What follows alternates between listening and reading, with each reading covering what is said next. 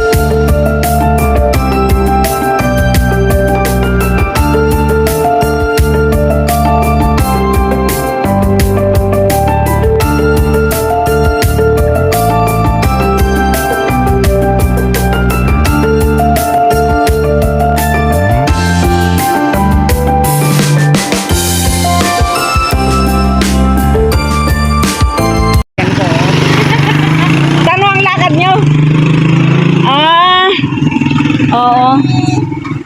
Let's go. Allah, gumala. Gumala yung aso. Oli. Oo.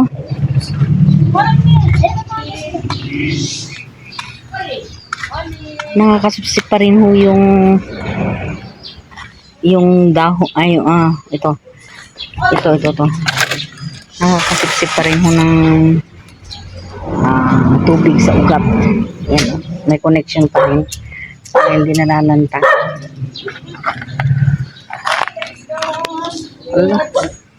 Layo umuwi. Kasi marami siyang kalaro. Ayan, sige, uwi. Ayaw na. Ang mahirap niyan, baka kagatin ba? Baka kagatin siya. Baka awayin. Ay, grabe. Oli, let's go, please. Nakalus. Ayun, nasa kabila. Andito sa kabila, oh. Ayun, sige. Kaso nasa ilalim. Pinupunta ka niya. Crush niya yata eh. Ano, lalaki ka, babae? Let's go, please.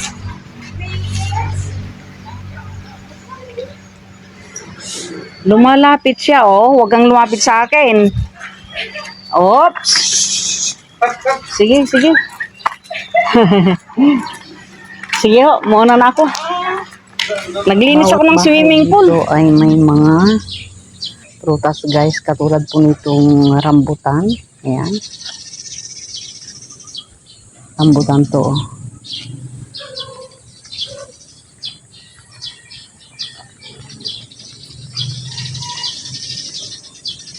Dito kahit na magdamag ang mga kotse mo, okay lang ho, safe po siya. Hindi katulad sa ibang street. Meron din po silang mga grapes po dito. Ayan, katulad niyan yung nasa gate. Grapes po yan. Titignan natin, baka may bunga na. Wala pa. Wala pang bunga. Yan, may mga avocado. Talaga naman po, sobra-sobra. Ang daming mga prutas dito. Grabe. Pero ang marami dito sa nakikita kong mga mangga. Katulad po niyan, oh. Yan, pag ito ay namunga talaga naman na nalalaglag na lang.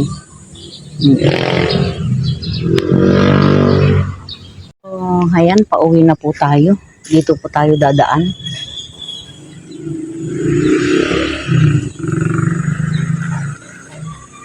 Tingin ko lang aayusin na ito kasi may mga yero-yero na ewan ko lang, ha. Sayang talaga ito eh. Ang ganda-ganda pa naman ng pwesto niya.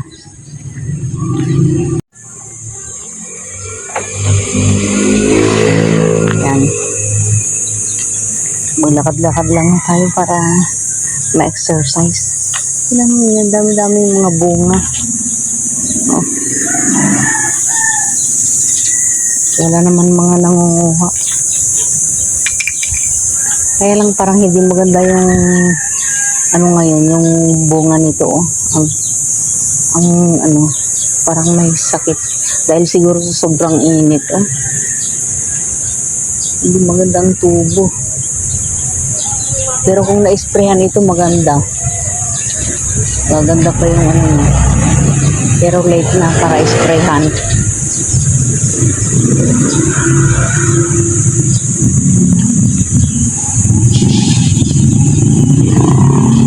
Palagay nyo guys, mayroon na kayang 70 years tong puno na to.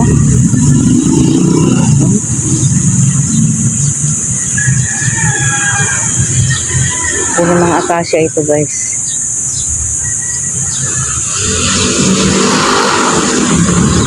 May kwento po itong nara na ito eh. Pagkatapos daw yata ng giyera, yun ang naririnig ko lang sa mga kwento-kwento. Itinanim pa po nito ng mga sundalong Amerikano. Yan, kaya itong mga na ito, halos magkakasing edad lang. Kaya tingnan po ninyo, isang height. Yan. Diba?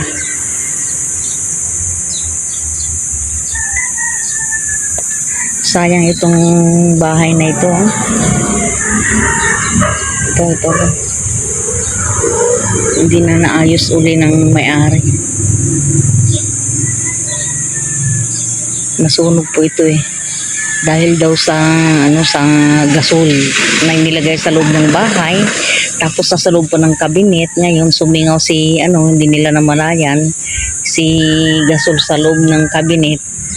Pag on nila ng gasol, pagbukas ng kabinet, tapos sabay on yung gasol, sabog. Yun po yung kwento. Sabi lang naman ng mga taga-barangay, kasi kaya ko naman nalalaman dahil nung paglipat po namin dito year 2021,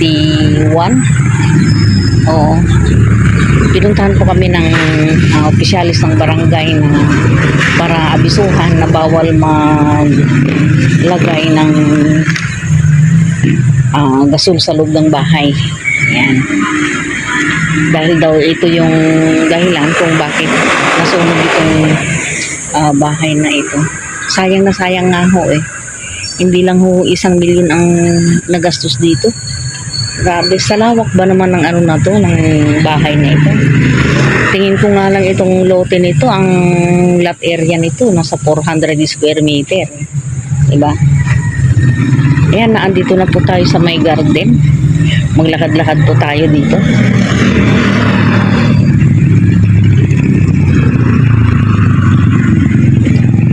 Ayan. Parang pakiramdam ko lang guys, palaos na rin yung palaos na yung pamumulaklak ng mga bougainvillea.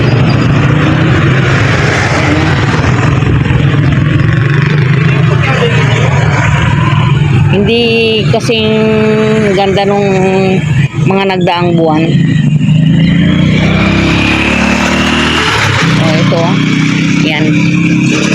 Yang na yan, yang bougainvillea na yan. Ang dami-daming bulaklak. Oo. Mga nagdaang buwan. Pero ngayon wala na. Kailangan na naman sigurong isprayhan ng pangpubulaklak ito. Ang kagandahan nga lang nito, itong bulaklak na ito, itong bougainvillea na ito, mas lamang yung bulaklak pag nabulaklak kaysa sa dami. Ayan, nandito po tayo sa ganda ng mga kasi naulanan na eh. Ang gaganda ng mga halaman ngayon. Simula po nung naulan. Lalong-lalo na sa tag-ulan. Yan, lalong gaganda itong mga ito. Yan, patawid tayo. Mas masarap po kasi maglakad-lakad dito eh. Malilim dahil nasa ilalim po tayo ng puno. Yan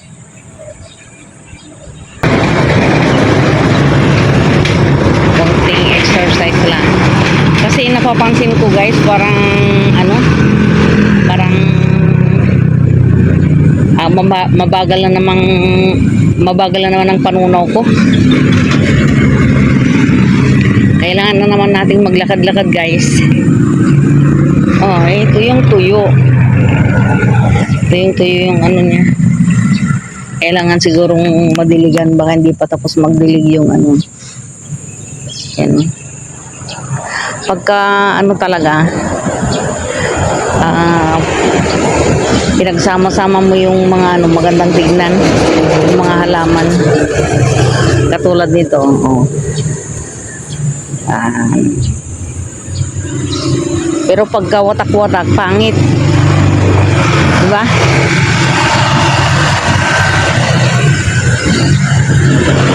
Tulad nun, no? Yun, yung light na yan, yung very light. Ang ganda pagka sama-sama sila.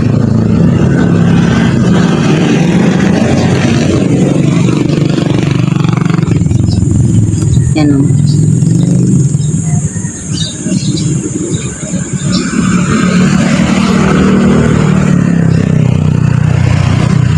Yung nakahilera sa bougainvillea na yun, ang ganda-ganda nun, no?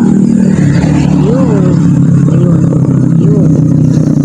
Makikita nyo yun.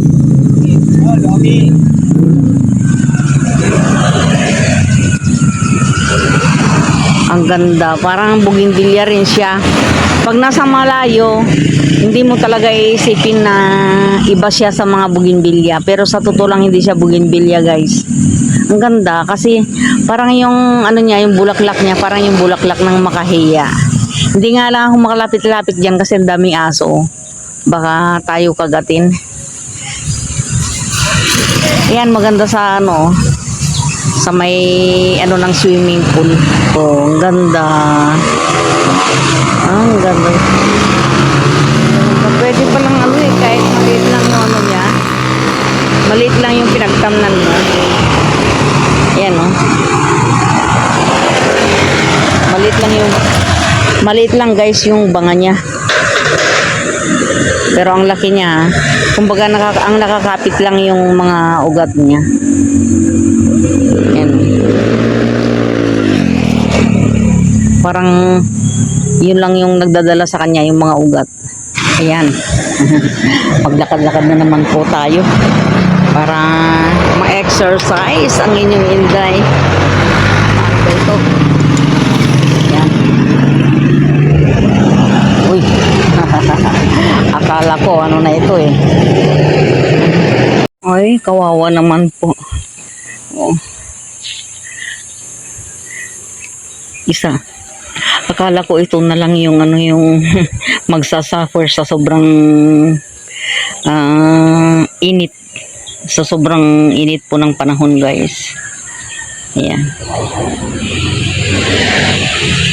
Ayan o. Natumba na rin po itong isa.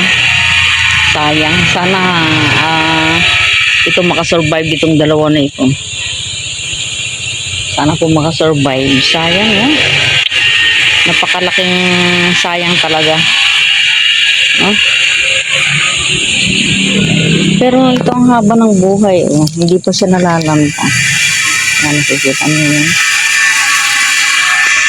Naman si Bang Toto. Good morning, good morning. Oy, saan ang punta mo? Mamamasada? Hindi na. Nalit ako. Na-late ka? Walang tawag yung service ko. Sus, Mariosep. Ayun. Mamaya. Magdala na sa inyo bahay.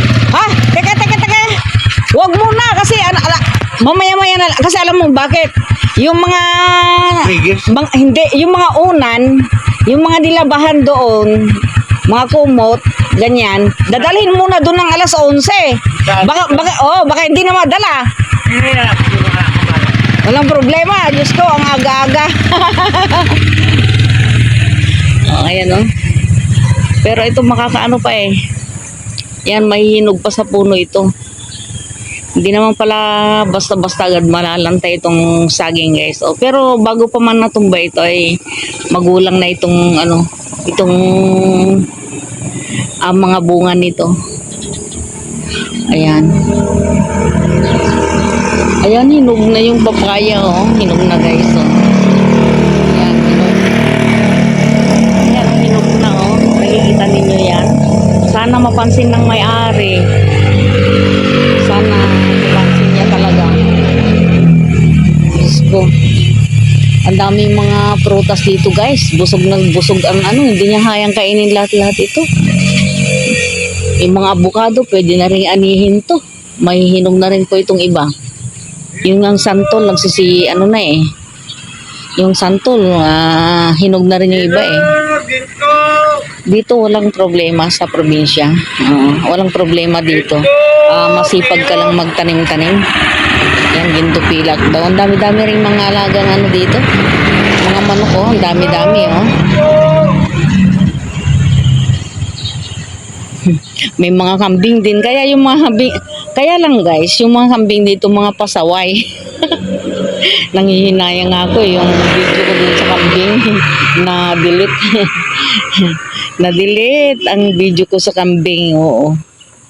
Oo. Minsan yung mga aso dito nagtatambayan. Dito ang hideout nila eh. Oo. Ayan. Maaga pa sigurong dumating yung mga ano kasi may mga ipot na naman dito ng ano yung mga aso eh. Yan. Maglakad-lakad po muna tayo. Kaya lang mahirap mapadaan doon sa harapan guys kasi baka mamaya isipin ng mga naka-rent doon na sila lang ang binabantayan. Baka yun ang isipin nila. Dito lang tayo guys. Yun.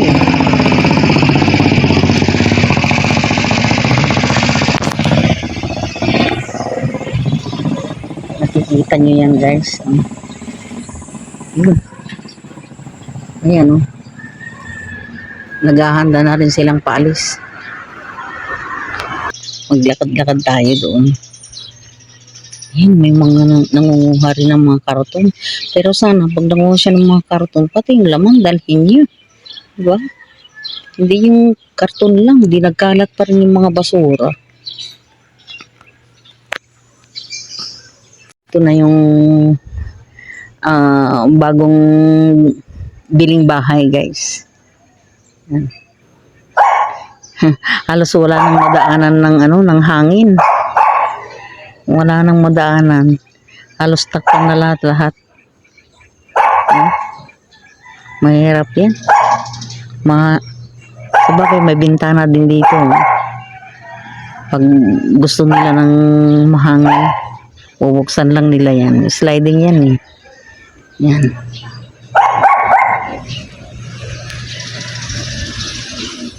Maglalakad-lakad lang po tayo guys para matagtag yung kinain natin. Yung street na ito, simula nung nabakuran yung mga bakanting lote. Siguro kung mababakuran din yung mga bakanting lote dito sa may street namin, lilinis din ng kaunti kahit papano. Wow. Tingnan ninyo guys yung mga kangkong oh. Ang sarap talagang manguha. Uy, aalis na sila. Bababay na. Eh. Ayan na yung mga guests namin eh oh. Yan na oh. Makapunta nga doon. Oh.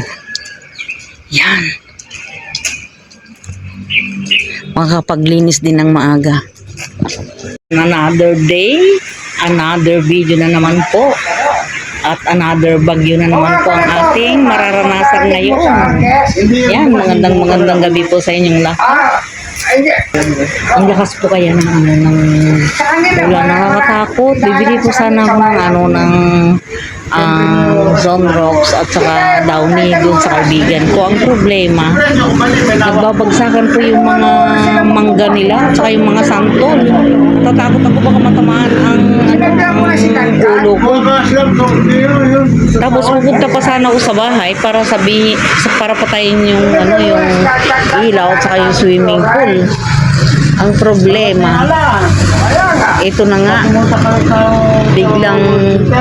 biglang dumagsang malakas na hangin at ito umulan na. Ito ang pinakamalakas na guys na hangin ngayon. Unang bugso ng malakas na hangin at ulan.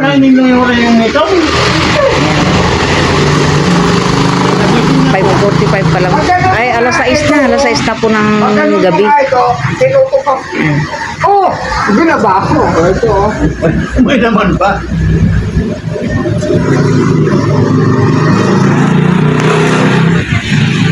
Talagang bumabagyo ang alak ko dito sa bahay. Mamaya. Talaga naman na Sinadya mo na sikat. Ito, saka, hindi talaga mapigilan. Isipin mo, alas 12 ng isang andisan na lang yung chlorine. ating gabi. Nangangatok si Mang Pagdi, Toto. mayroon ka sa tangges. Ang nabuti na. Magkikipag-inuman lang kay Tolits. Kasi bukas pag-alis ng guest, mag-alis ka na lang, di wala na. Ang buti naman gisdat. Ang lakan na kumpanin. Oh,